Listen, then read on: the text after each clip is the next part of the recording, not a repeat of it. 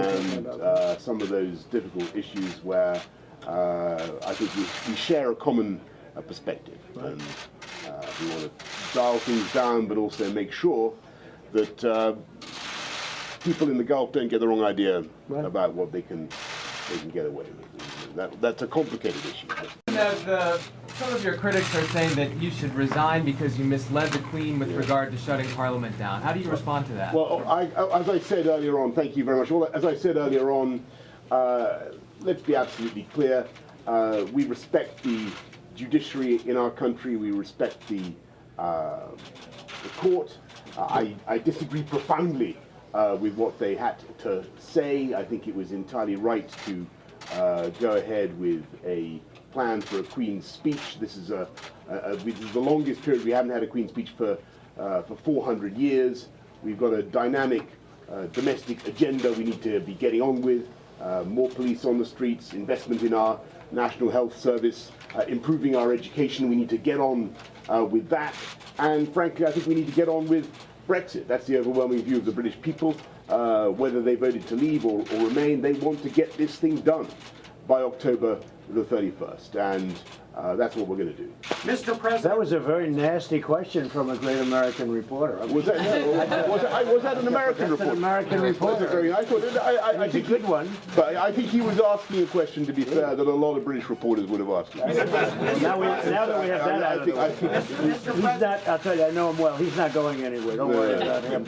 Okay, go ahead. Any other questions? Any advice for the Prime Minister as how he should deal with the judges? No, I think he's dealing very well. Everything I see is what, look, I watch it very closely. He's a friend of mine. I tend to watch friends closer than enemies, but the enemies you have to watch in a different way. I think he's doing very well.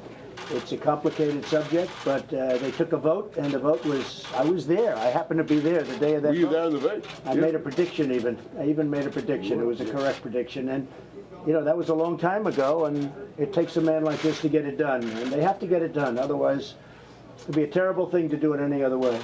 I don't see another vote. I don't see anything happening. I think he's going to get it done. Do you think he will? Mr. President, what was your reaction when you heard the UK Supreme Court decision? What was your reaction? I had no reaction. I just asked Boris, and, you know, to him it's another day in the office. He's a professional. It's just another day in the office. Yeah, well, it's tomorrow is another day in Parliament. That's what it is. You know, we had Boris, the first couple of months we had been, I think we were 0 for 7 with the Supreme Court. And since then, we won the wall, we won asylum, we won some of the biggest ones. We've had a great streak going.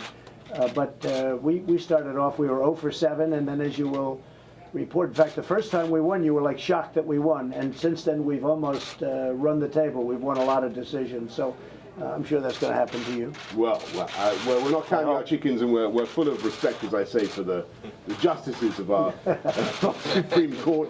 But we're going to push on with. We're going to respect what the court had to say, but we're going to get on and deliver Brexit.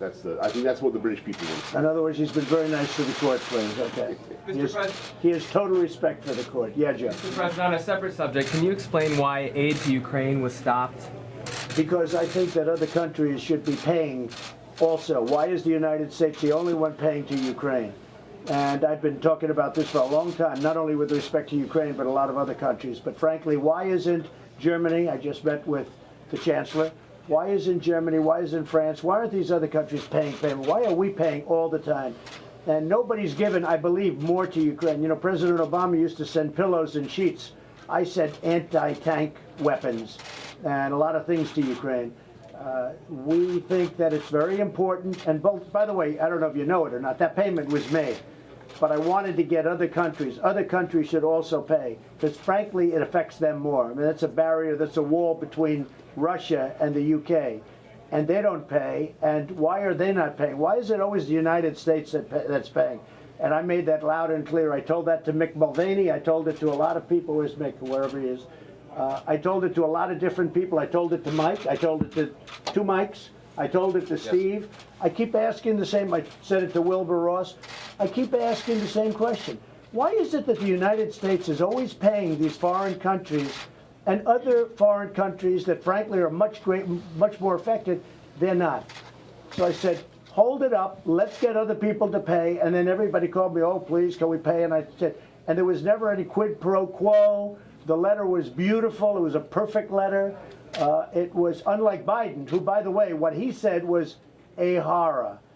And ask how his son made millions of dollars from Ukraine, made millions of dollars from China, even though he had no expertise whatsoever, okay? So what he did was a real problem. With us, there was no pressure applied, no nothing. Okay, folks, thank you very much. Thank you.